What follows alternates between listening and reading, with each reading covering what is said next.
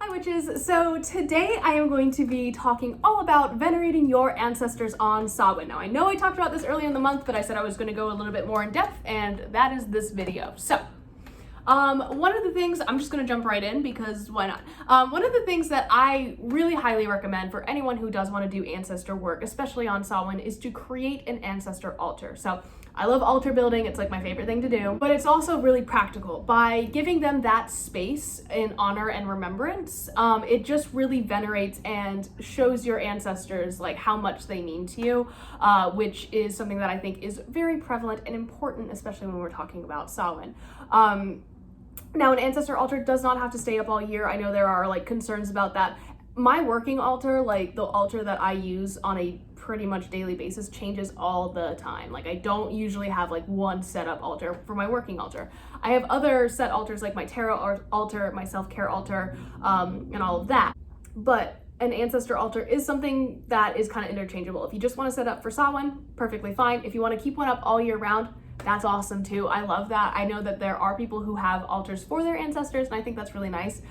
So however you want to do it, you can do it. Ancestor altars are usually comprised of pictures of your ancestor or a loved one that you have lost. When I talk about ancestors, you can also do this for people who are not related to you, but who helped raise you. Like I know that was a question I got where like this person was really close with their stepfather and wanted to venerate him even though they weren't blood related. And I was like, 100%. They still are someone who made an impact in your life, and there's someone who formed you into the person that you are today in some way, shape, or form. And if you want to venerate them, do it for sure. I 100% agree with that. But any pictures of them, if you have them, items that might have belonged to them, if you have any of those left, any books or like media that they might have liked. So that could be like art, sculpture, like little statuettes or something.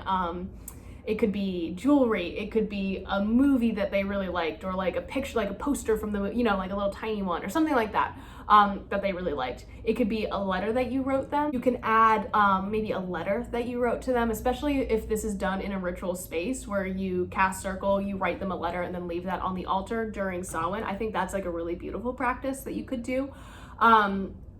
Traditionally, black and or white candles are used to decorate this altar depending on what you would like to do, but maybe incorporating their favorite color would be like an interesting flair on your personal ancestor altar.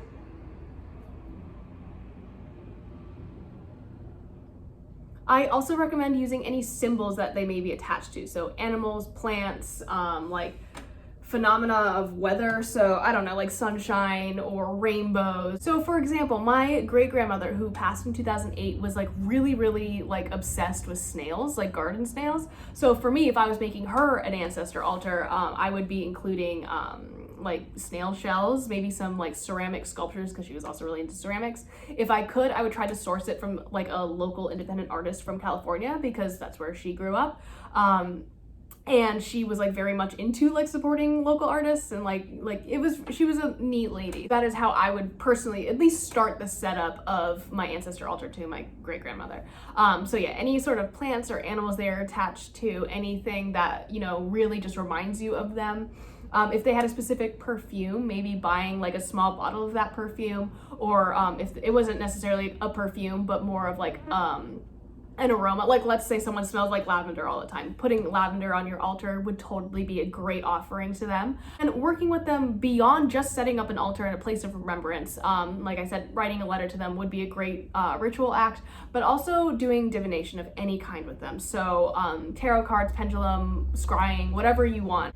Samhain is such a great time for this because the veil is thin, so therefore it is easier for your ancestors to kind of contact you, give you any messages that they may have, or any advice that they might have for the year ahead, especially it's kind of bringing in the thinning of the veil and the witch's new year concepts that we've been talking about. If you would like to give them a food offering or a libation offering, that is also perfectly acceptable. If you don't want to go as far as doing a silent supper, which I completely understand, that is a lot, you can still make like their favorite food or something like that and leave it on your ancestor altar as an offering. And then in the morning after Samhain, going out into the woods or going somewhere to then return that to the earth as an offering to the earth. Does that make sense? I hope that makes sense. And finally, I just wanted to touch on this concept a little bit. I don't really work with my ancestors. I have a lot of trauma there that if you have watched any of my other videos, you probably have heard about.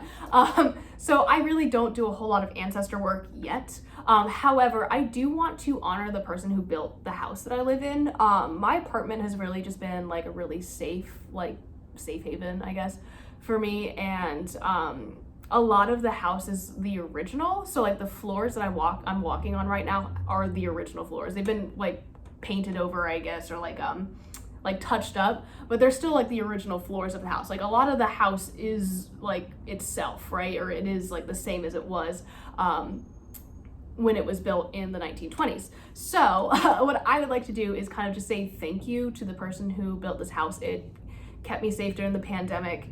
It kept me safe from a lot of traumatic situations. It's really been like a constant in my life when a lot of things haven't been, like especially in times of like upheaval. This has always been kind of my safe place to go. So I really want to honor the person who built the house. Later this week, I'm going to be talking to the Historical Society to kind of learn a little bit more about it. So I'm drafting up my email. And I just really want to say thank you, I guess, and just like honor that person and just let them know that I love this house so much, or this apartment, I should say. And it's just been like a blessing to be able to be here. So there's that. Additionally, I would also like to honor the ancestors of the land that I'm on, or the spirits of the land that I live on. So I will be doing some more research about exactly who lived here before settlers, and giving them an offering as well of thanks and of remembrance. So while it isn't necessarily ancestor work, it is some form of spirit work that will be done on Samhain, and I just think that's really special. So I'm really excited to kind of incorporate that into my celebrations this year. Let me know what you guys are doing, if you are working with your ancestors, how you plan on it, and I will see you guys later.